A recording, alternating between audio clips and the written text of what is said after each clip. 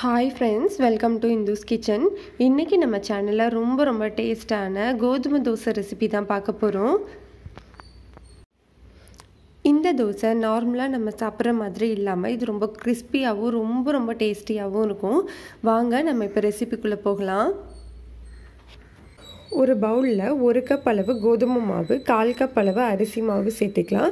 நீங்க எந்த கப்ல கோதுமை மாவு எடுத்தீங்களோ அதே கப்ல 1/4 கப் அரிசி மாவு, ஒரு பெரிய வெங்காயத்தை பொடியா அரிஞ்சிட்டு சேர்த்துக்கலாம், ஒரு பச்சை மிளகாயையும் பொடியா அரிஞ்சிட்டு சேர்த்துக்கலாம்.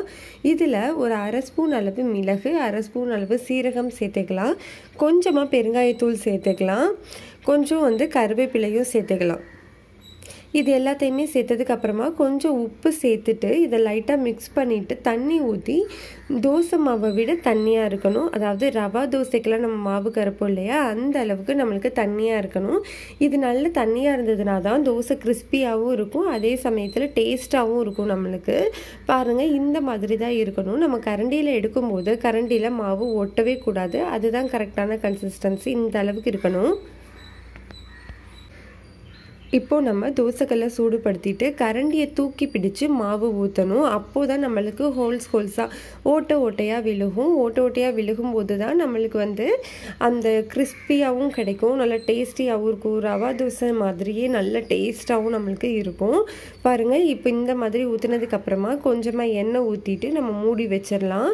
மூடி வச்சுட்டு ஒரு 3 நிமிஷம் கழித்து பார்க்கும்போது இந்த மாதிரி நல்லா கிறிஸ்பியாக வெந்திருக்கும். இப்போது நம்மளுக்கு மூடி போட்டு வச்சதுனால ஒரு சைடு வேக வச்சதோட போதும். இதுவே நீங்கள் மூடி போடாமல் யூஸ் பண்ணுறீங்க அப்படின்னா நீங்கள் 2 பக்கமும் திருப்பி போட்டு வேக வச்சு எடுத்துக்கோங்க. இதே மாதிரி தான் எல்லா தோசைகளுமே நம்ம ஊற்ற போகிறோம். இது ஒரு 10 நிமிஷம் கூட ஆகாது, அந்த அளவுக்கு ஈஸியான ஒரு பிரேக்ஃபாஸ்ட் ரெசிபி.